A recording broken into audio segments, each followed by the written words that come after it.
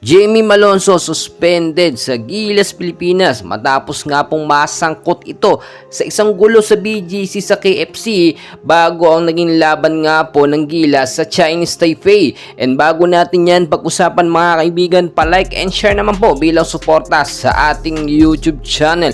Well mga kaibigan, kahapon sa naging laban ng Gilas, Pilipinas at Chinese Taipei, hinahanap po ni Coach Tim ko nung appearance nga po ni Jamie Malonzo at hindi po ito nakapunta sa laban ng Gilas at Chinese Taipei. And so far kahit wala si Jamie Malonzo, napakaganda ng naging chemistry at ng score ng Gilas Pilipinas, no, almost 30 points po ang ating nailamang at tambak-tambak talagang malala ang Chinese Taipei. Balik tayo kay Jamie Malonzo, napaaway po siya sa KFC sa BGC sa isang customer din po, no, na napag-initan siya, no, at ayon din po sa ating nakakuhang source, mainit yung lalaki na ito dito kay Jamie Malonzo. Sabihin na nating bashers, ganun po ang nangyari.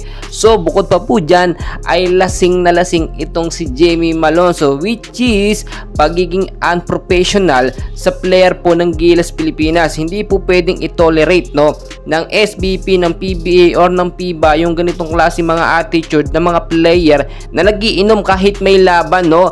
Biruin po ninyo, laban ng Gilas at ng Chinese Taipei sa home court pa natin, tapos magiinom siya.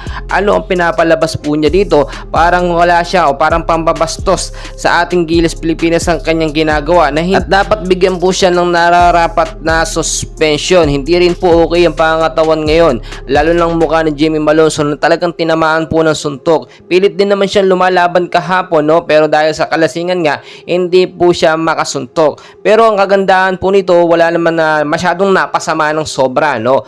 Umalis na rin si Jamie Malonzo matapos po siya mapagtripan dahil nga wala lang mangyayari maganda. Pero magkagayon man, action po dito ang PIBA, ang SBP at ang PBA sa ganitong klase ng attitude ng player na kahit may laban po ay nag-iinom. Well mga kaibigan, patuloy ko po kayong i-update and please supportahan natin ng Gilas Pilipinas sa mga susunod na laban nila dito sa FIBA Asia Qualifiers 2025. Maraming salamat